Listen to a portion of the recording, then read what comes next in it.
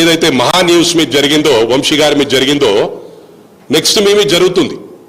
వాళ్ళు ఏంటంటే ఇంకా మేము ప్రభుత్వంలోనే ఉన్నాం, వాళ్ళ అరాచకాలు ఏ విధంగా ఉండే అంటే ఫోన్ ట్యాపింగ్ కానీ ఇలాంటి అన్ని తీసుకుంటే జడ్జెస్ను కూడా వాళ్ళు లొంగ తీసుకున్నారు, వాళ్ళ ఫ్యామిలీ మెంబర్స్కి కూడా ఫోన్ ట్యాపింగ్ చేశారు. ఇవన్నీ కూడా గమనించాలంటే ఈరోజు సిస్టమ్ ఎలా ఉందంటే తప్పు చేసిన వాళ్ళు హ్యాపీగా తిరుగుతూ ఉన్నారు. ఇతను తప్పు చేశాడని మనం బెయిల్ పెట్టి చూపిస్తే మనం తప్పు అవుతున్నాం. ఎలా చెప్పగలుగుతాం అలా అని? ప్రూవ్ కాలే, కోర్టులో 10 ఏళ్ళు అవుతుంది, 20 ఏళ్ళు అవుతుంది అంటే ఇదే విధంగా కంటిన్యూ అవుతుందా? We have to question. This is a democratic country. ప్రపంచంలోనే this is the biggest democratic country is India. ఇది గమనించాలి. ఇలా కాంగ్రెస్లో ఒకటి ఏంటంటే మా గౌరవ ముఖ్యమంత్రి గారికి కూడా ఇప్పుడే రిక్వెస్ట్ చేయడం జరిగింది. మరి అదే విధంగా శివధర్ రెడ్డి గారికి ఏదైతే ఇంటెలిజెన్స్ చీఫ్ ఉన్నారో వారిని కూడా రిక్వెస్ట్ చేయడం జరిగింది. ఇవన్నీ కూడా సీరియస్గా తీసుకోవాలి. కాంగ్రెస్ అంటే ఏంటంటే దీంట్లో ఎక్కువ ఉంటుంది డెమోక్రసీ, ఫ్రీడమ్ అంటే జీవో జీనేదో అని ఉంటుంది. అది ఆ విధంగా ఈ కాంగ్రెస్ పోతా ఉంటుంది. వాళ్ళదేమో ఫ్యామిలీ పార్టీ, వాళ్ళు ఇష్టారాజ్యంగా ప్రవర్తించారు. టోటల్ కంట్రోల్ వాళ్ళ మీదనే ఉండే. ఏ విధంగా దోశారో 10 సంవత్సరాల్లో మనందరికి కూడా తెలుసు. ఒకటి నేను అందరి మీడియాకు కూడా నేను విజ్ఞప్తి చేస్తా ఉన్నా, రాహుల్ గాంధీ గారు ప్రైమ్ మినిస్టర్ కావాలంటే ఎప్పుడు అవుతుండే, స్టిల్ ఆన్ టుడే ఎకానమీ ఫ్లైట్లో ట్రావెల్ చేస్తాడు. ఇది రియలైజ్ కావట్లేదు.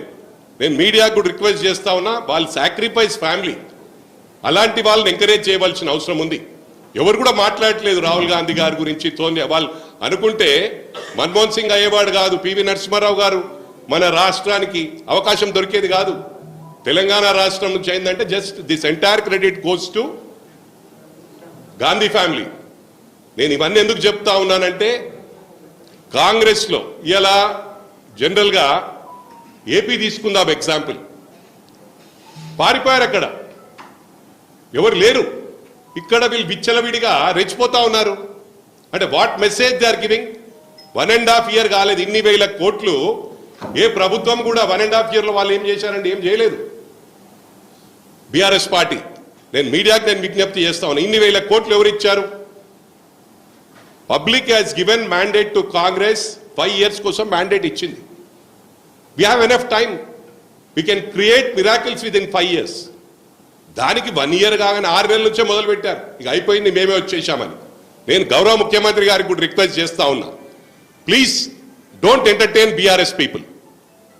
మీరేందంటే మీరు ఫ్రెండ్లీ అట్మాస్ఫియర్లో పోతే వాళ్ళు these people are taking undue advantage. ఆ రోజు శివధర్ రెడ్డి గారికి కూడా స్లీప్లెస్ నైట్స్ ఉండే. మరి శివధర్ రెడ్డి గారు ఎలా మర్చిపోయారో, నేను మర్చిపోడు, కసితో ఉంటాడు అనుకున్నాను.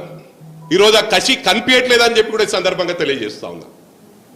ఎవరైతే నిన్న దాడి చేశారో వారందరి మీద కూడా సస్పెక్ట్ సీట్స్ ఓపెన్ చేయాలి. గౌరవ ముఖ్యమంత్రి గారు దీంట్లో పర్సనల్గా ఇనిషియేటివ్ తీసుకోవాలి.